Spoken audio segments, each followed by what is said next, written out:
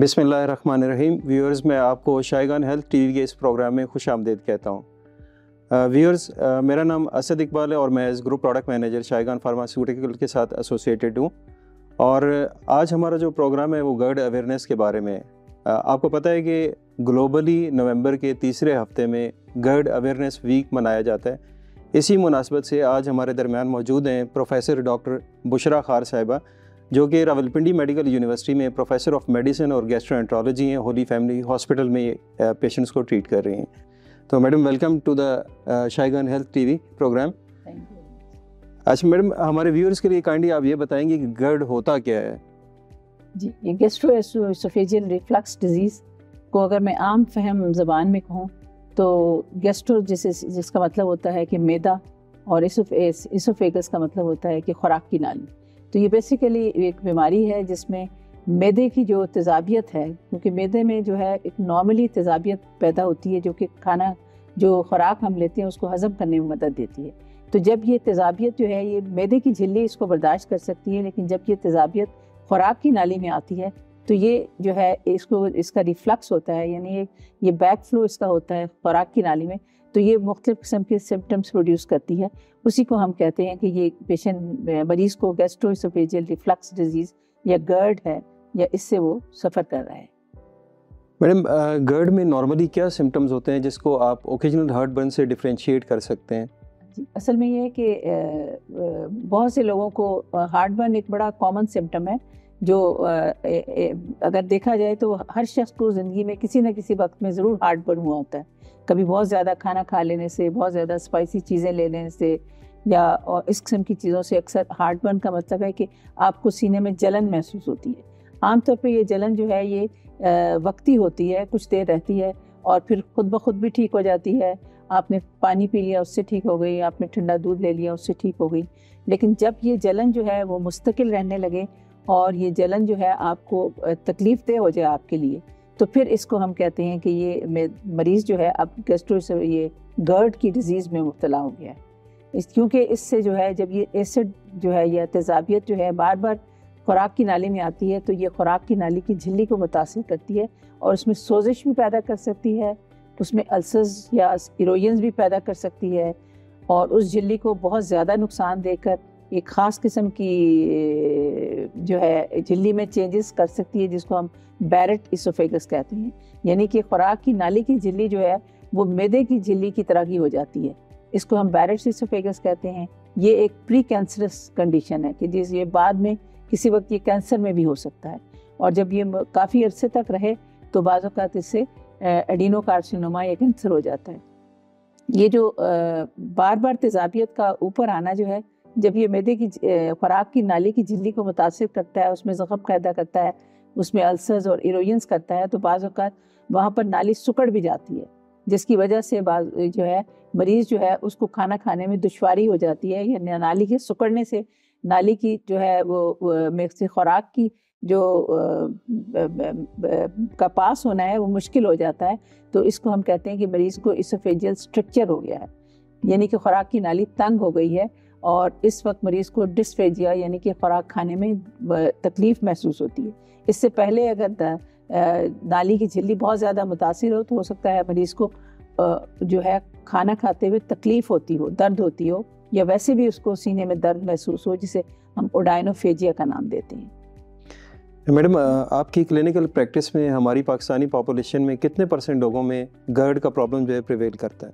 अच्छा, हमारे यहाँ जो है ये आम तेज़ाबियत तो बहुत ही कॉमन है, क्योंकि हमारे यहाँ ओवर ईटिंग बहुत ज़्यादा है, स्पाइसी चीज़ें, मुरगन खाने, ऑयल बहुत ज़्यादा इस्तेमाल किया जाता है। तो आम तेज़ाबियत तो ये काफ़ी कॉमन है, और अक्सर लोग जो है उनको किसी न किसी वक्त, कई लोगों को रात के खाने के बाद कुछ बढ़ने की शिकायत हो जाती है, या जलन वगैरह सीने में महसूस होती है, और बहुत से लोग जो हैं उनको है। तो अभी अगर आप देखें तो तकरीबन 20% लोग जो हैं वो इस सिम्टम के साथ आते हैं आपके पास कि सीने में बहुत शदीद जलन हो रही है या सीने में दर्द महसूस हो रही है।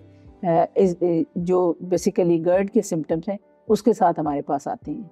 मैम ने बहुत अच्छी इन्फॉर्मेशन हमारे साथ शेयर की। मैम काइंडली ये बताइएगा कि अब आजकल जिस तरह बिज़ी लाइफ स्केड्यूल होता है, हेक्टिक लाइफ होती है, तो स्ट्रेसफुल कंडीशंस जो हैं वो कितना कंट्रीब्यूट करती हैं गर्ड की एग्रीवेशन में?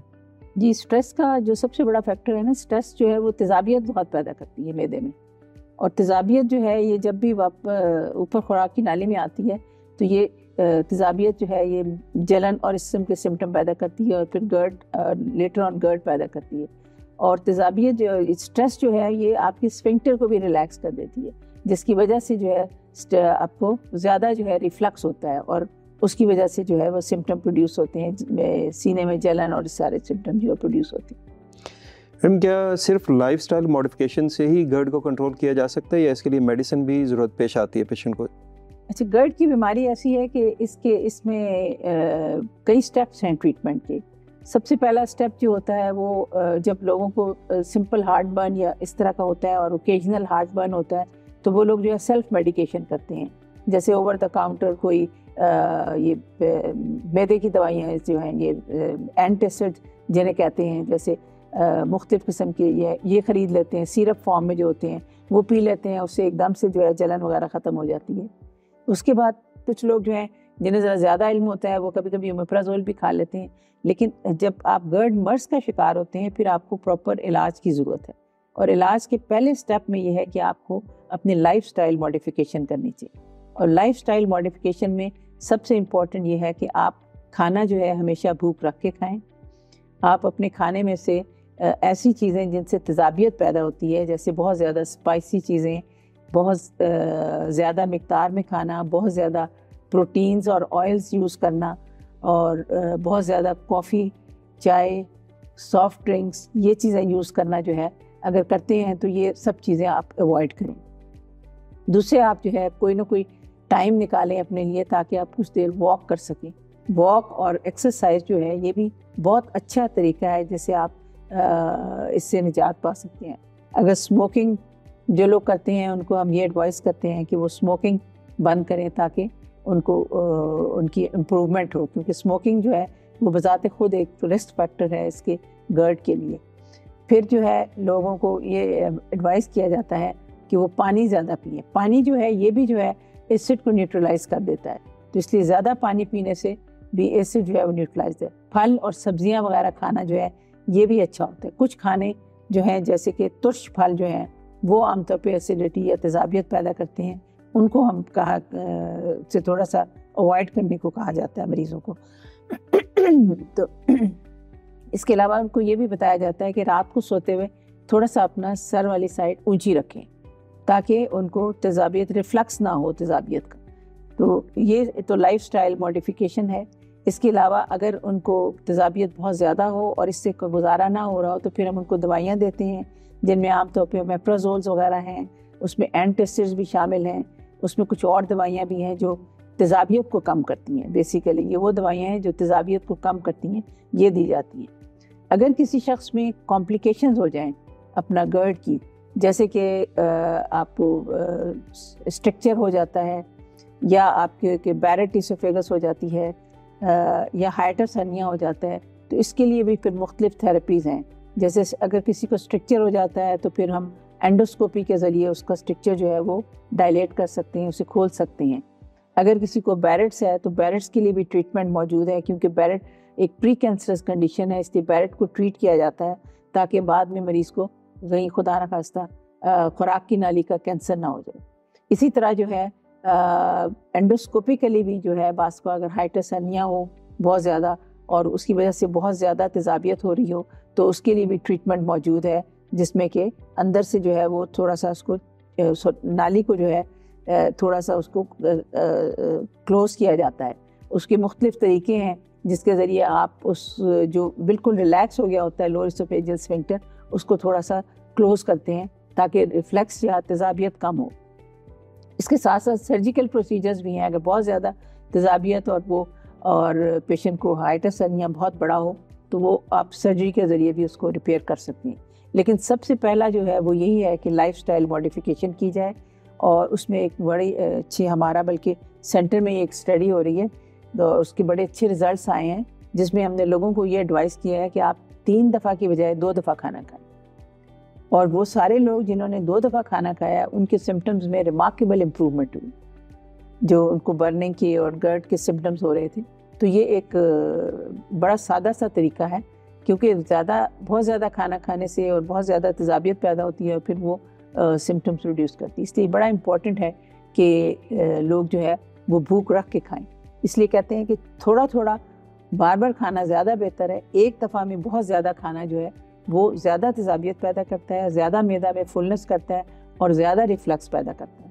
اس لیے اس کو اوائڈ کرنا چاہیے. ویورز, وی آر لکی کہ ہمارے درمیان پروفیسر بشرا موجود تھیں جو کہ ماشاءاللہ میڈیسن اور گیسٹرو کے اندر لیجنڈری ہیں, اور ان کے بہت سارے اسٹوڈنٹس اب ماشاءاللہ ایز اے کنسلٹنٹ پریکٹس کر رہے ہیں. اور ڈاکٹر صاحبہ نے بہت تھوڑے ٹائم کے اندر ایک سمندر کو کوزے کے اندر بند کیا. میں شائگان فارما کی طرف سے ڈاکٹر صاحبہ کا شکریہ ادا کرتا ہوں کہ وہ ہمارے اسٹوڈیو میں تشریف لائیں, اور انشاءاللہ فیوچر میں بھی ہم آپ کے لیے ایسی ہی انفارمیٹیو ویڈیوز شیئر کرتے رہیں گے. Thank you. Thank you.